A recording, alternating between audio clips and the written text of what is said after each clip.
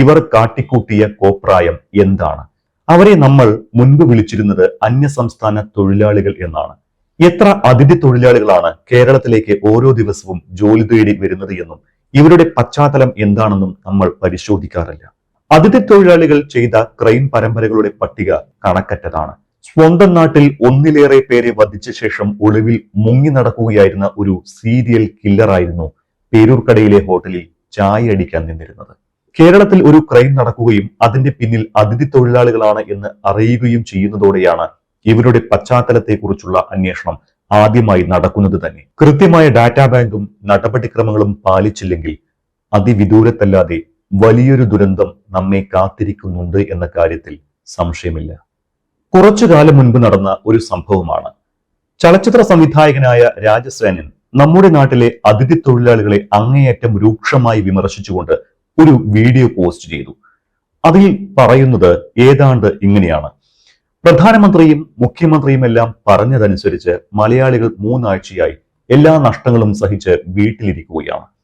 അപ്പോഴാണ് ഒരു സംഘം ആളുകൾ ഭക്ഷണമില്ല, വെള്ളമില്ല എന്നൊക്കെ പറഞ്ഞ് സമരം ചെയ്യാൻ തുടങ്ങിയത്. അവരെ നമ്മൾ മുൻപ് വിളിച്ചിരുന്നത് അന്യസംസ്ഥാന തൊഴിലാളികൾ എന്നാണ്. എന്നാൽ ഇന്നലെ പെട്ടെന്ന് ചില ചാനലുകളൊക്കെ അവരെ അതിഥി തൊഴിലാളികളാക്കി. അതിഥി എന്ന വാക്കിന്റെ അർത്ഥം വിരുന്നുകാർ എന്നാണ്. ഇവരെ മറ്റു പല കാര്യങ്ങൾക്കും വേണ്ടി നമ്മുടെ നാട്ടിൽ പലരും ഉപയോഗിക്കുന്നു. പ്രത്യേകിച്ചും പൗരത്വ ബില്ലിനെതിരായ സമരം. 21-ാം തീയതി വരെ നമ്മൾ വീട്ടിലിരിക്കുമ്പോൾ ഇവർ കാട്ടിക്കൂട്ടിയ കോപ്രായം എന്താണ്? അന്യസംസ്ഥാന തൊഴിലാളികളെ ഹോട്ടലുകളിൽ കയറ്റിയതോടെ ഹോട്ടലുകൾ വൃത്തിഹീനമായി. ബഹുമാനപ്പെട്ട മുഖ്യമന്ത്രിയോട് അപേക്ഷയുണ്ട്, ഇവരെ ഇവിടെ നിന്ന് പുറത്താക്കണം. ഇതുപോലൊരു സന്ദർഭം വേറെ കിട്ടാനില്ല.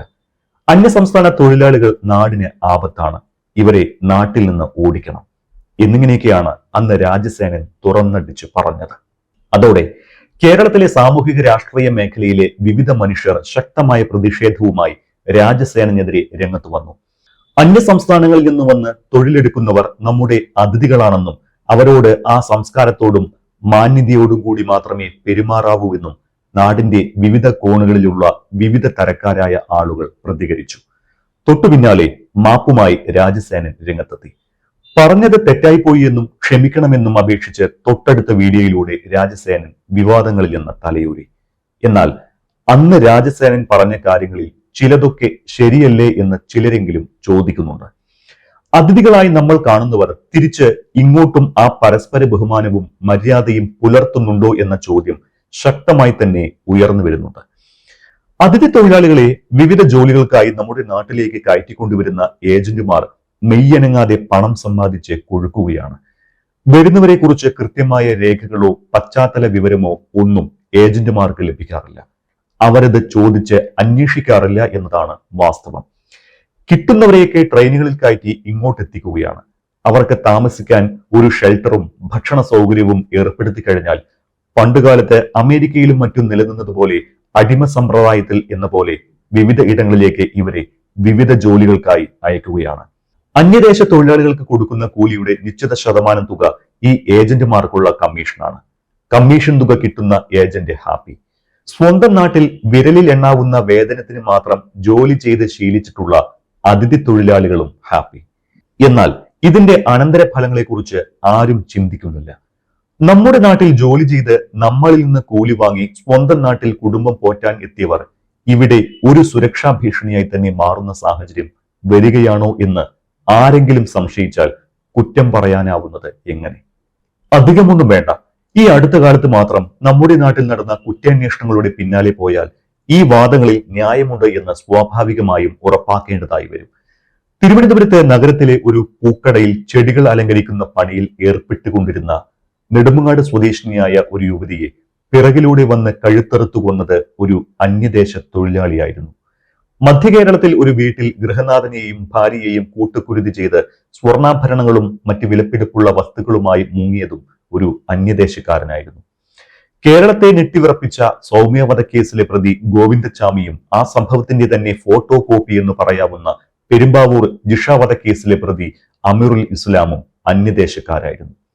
ഏതാനും ആഴ്ചകൾക്ക് മുൻപാണ് വീടിനുള്ളിൽ ഉറങ്ങിക്കിടന്ന ഗൃഹനാഥനെയും ഭാര്യയെയും അവിടെ നിന്ന് ജോലിയിൽ നിന്ന് പറഞ്ഞുവിട്ട അന്യദേശ തൊഴിലാളി കൊലപ്പെടുത്തിയത്.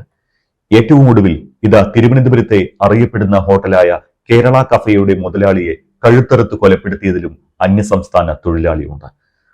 നമ്മുടെ പത്ര ദൃശ്യ മാധ്യമങ്ങളിൽ വാർത്തകളായി വലിയ തലക്കെട്ടിൽ സ്ഥാനം പിടിച്ച സംഭവങ്ങളുടെ ഒരു ചെറിയ പട്ടിക മാത്രമാണ് ഇത്. അതിഥി തൊഴിലാളികൾ ചെയ്ത ക്രൈം പരമ്പരകളുടെ പട്ടിക ഇങ്ങനെ കണക്കറ്റതാണ്. അതിഥികളായി എത്തുന്നവർ വിഷസർപ്പങ്ങളായി മാറുന്ന കാഴ്ച ഞെട്ടലോടെയാണ് നമ്മൾ കാണേണ്ടി വരുന്നത്.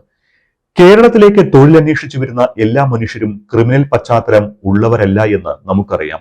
നല്ല കുടുംബ സാഹചര്യങ്ങളിൽ നിന്ന് വന്ന് ജീവിതത്തിൽ വിജയം മാത്രം സ്വപ്നം കണ്ട് കുടുംബത്തെ പരിരക്ഷിക്കുക എന്ന ആഗ്രഹം മാത്രം മുന്നിൽ വെച്ച് ട്രെയിൻ കയറി എത്തുന്നവരാണ് നല്ലൊരു പങ്കും അന്യദേശക്കാർ.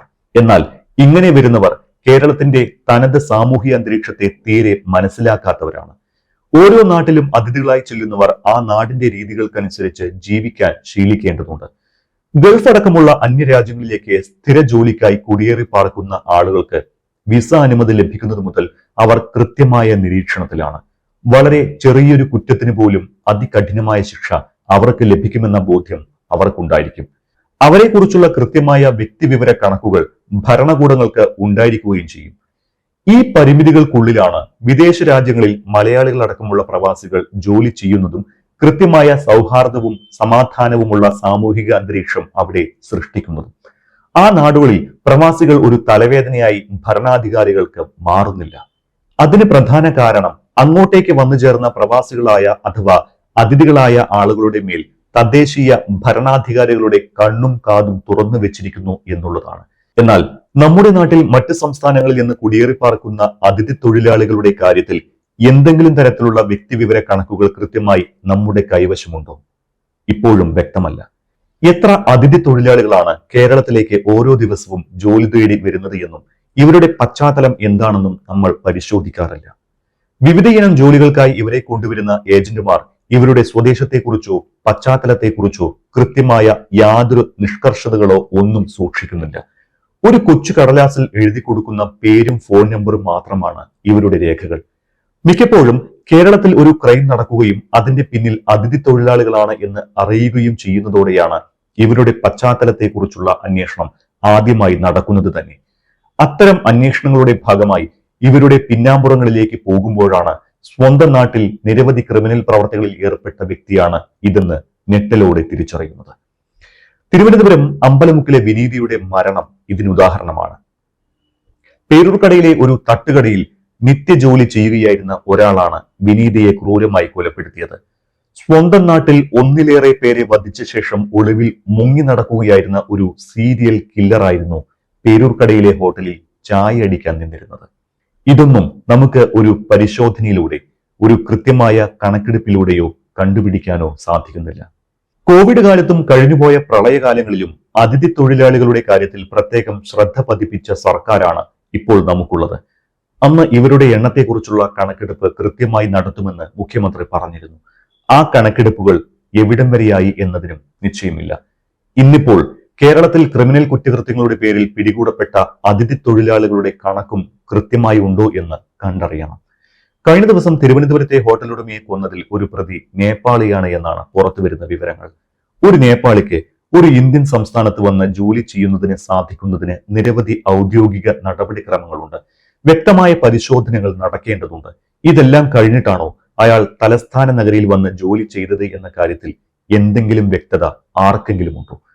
വർഷങ്ങൾക്ക് മുൻപ് സംവിധായകൻ രാജസേനൻ പറഞ്ഞത് അക്ഷരം പ്രതി പൂർണ്ണമായി അംഗീകരിക്കാൻ ഇന്നും നമുക്ക് സാധിക്കില്ലെങ്കിൽ കൂടിയും നമ്മുടെ നാട്ടിലേക്ക് കൃത്യമായ രേഖകളോ പശ്ചാത്തല വിവരമോ ഇല്ലാതെ വന്നു ചേരുന്ന അതിഥി തൊഴിലാളികളുടെ കാര്യത്തിൽ കൃത്യമായ ഡാറ്റാ ബാങ്കും നടപടിക്രമങ്ങളും പാലിച്ചില്ലെങ്കിൽ അതിവിദൂരത്തല്ലാതെ വലിയൊരു ദുരന്തം നമ്മെ കാത്തിരിക്കുന്നുണ്ട് എന്ന കാര്യത്തിൽ സംശയമില്ല.